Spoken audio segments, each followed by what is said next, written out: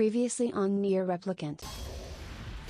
Oh, shit. Back to the episode. Welcome back to another episode of Nier Replicant. In the last episode, we got one piece of a puzzle or whatever, and we gotta find 4 more. So now we gotta go back to the places we've been before, fight some boss to get this extra 1 puzzle piece.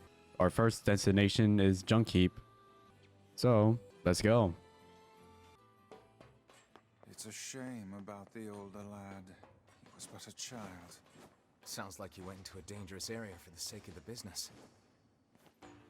I have no idea where I'm supposed to go. Which spot I'm supposed to go to. 11 minutes later. Alright, now we're in the right location. The elder brother postponed his joy for the sake of his sibling. Do you think he was ever truly happy? Just making his little brother happy would have been enough. That's what being an older brother is like. Just clearing out this entire area before I go to the what I think is the proper area to go to. This room is closed off. Hopefully I find a bomb nearby. Oh, what? Okay. This is a big ass room. Oh, this is the robot that we saw. Oh shit. Hey, got the memory alloy. Ah, there we go. A bomb for the shortcut.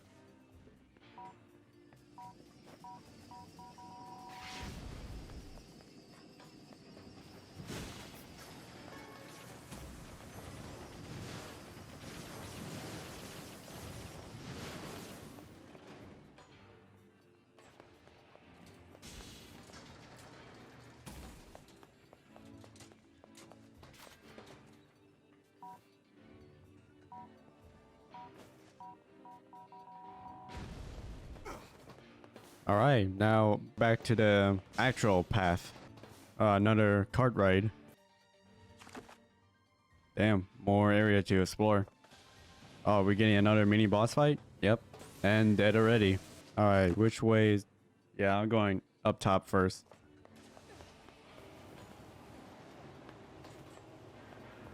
What's going on? What's happening? Oh, is this the correct path? I'm actually gonna go back. Now we can actually fight the real boss. Hey, save point. Am I supposed to go down to this pipe? Oh, alright. The surface? Did I just miss something? Oh, I did get what I wanted. Hey, got the memory alloy. Oh, okay. I already got what I wanted and I just explored more. That's some pretty impressive stuff you found. I'll start upgrading your weapon right away. And since you did me a favor, I won't even charge you for it. Well, actually, this is gonna take a little more time than I thought. No sense in you waiting around. I'll send you a letter once it's ready. That would be great. It appears we have some free time on our hands. Alright, I guess I might as well go to the forest. Popola said we might be able to find something in the Forest of Myth. You will forgive me if I seem less than enthusiastic about such a trip. God, I hope I don't have to read a bunch of text again. The home of that blasted dream. Yeah. Truly a nightmare I hope never to experience again. I hear you. Oh, hello. How are things? You want to know if anything unusual is happening? Well, I have been feeling a rather strange presence whenever I visit the Divine Tree. The Divine Tree? It's a legendary tree that exists in the heart of our village. Did you investigate the cause of this presence? Not really, no. And why not? Well, we're not really supposed to go near the tree, except for prayer. And why is that? I don't know. It's just how things have always been. Weird. Alright, we're going towards the big ass tree.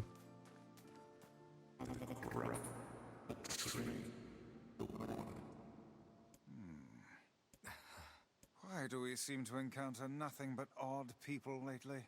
You should talk, Vice. As if Grimoire Weiss is capable of spouting such nonsense. Hang on. I don't think it's done.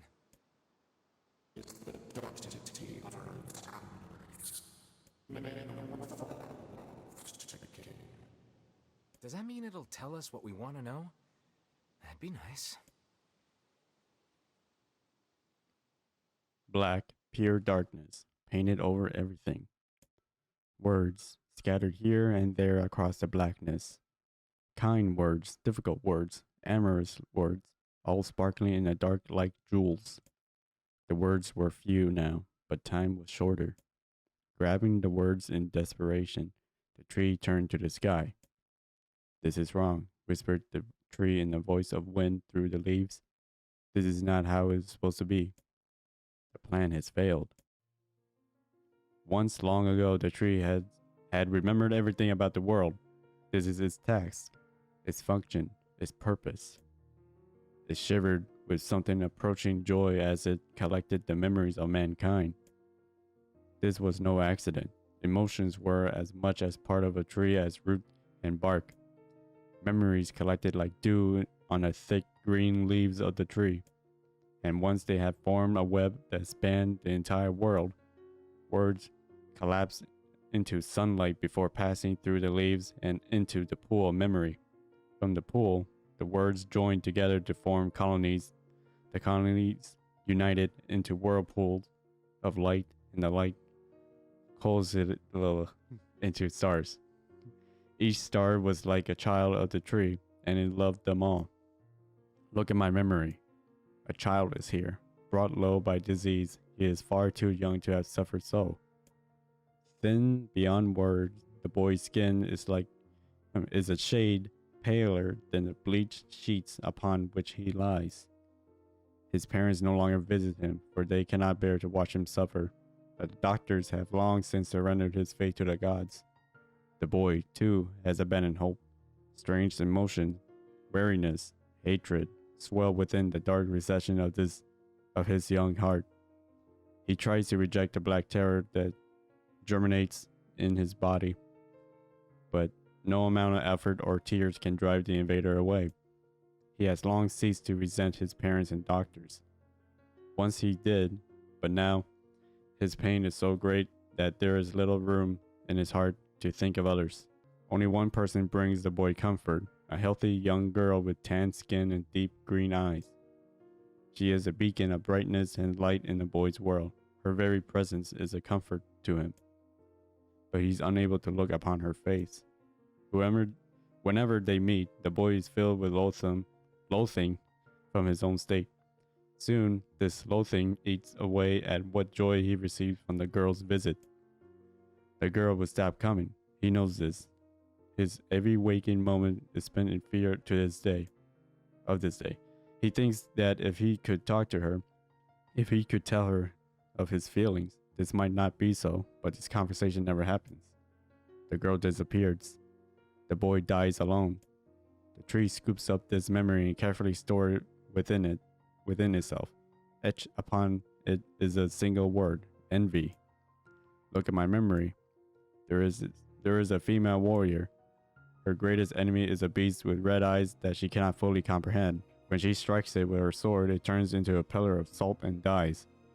But when the white smoke clears, a new enemy rises, and another, and another. The warrior knows that her struggle only folly, but fighting the unending stream of enemies fills her with a sense of joy and purpose. Somewhere deep in the warrior's drug-addled mind lies a vague memory of a daughter. Perhaps the child exists only in her head, the dying remnant from a powerful dream. She does not know. Her friends and fellow warriors come and go. Some flee in terror, some are eaten. She began to fight with 63 companions, but most are gone now. The warrior's body shudders. She does not understand why at first. By the time she hears that the fierce, low sound, the arena is already enclosed in darkness. Looking up, the warrior sees a beast so large that it blots out the sun. She is laughing. She has been doing so for as long as she can remember. Covered in blood and dirt, the warrior laughs. She laughs and laughs until the town that contained her daughter collapsed into a pile of dust. This memory has been stored for a long time. it is etched with a single word, loss. Look at my memory. A red dragon falls from the heavens. Ah, that memory has been lost. A shame. It was a favorite of mine. After many centuries of existing, the tree saw that its carefully labeled memories were beginning to dwindle. Once seemingly infinite, the memories now seemed ready to disappear forever. The tree did not feel sadness at this. Grief was an emotion beyond his comprehension. It did, however, have a distinct feeling that something was missing.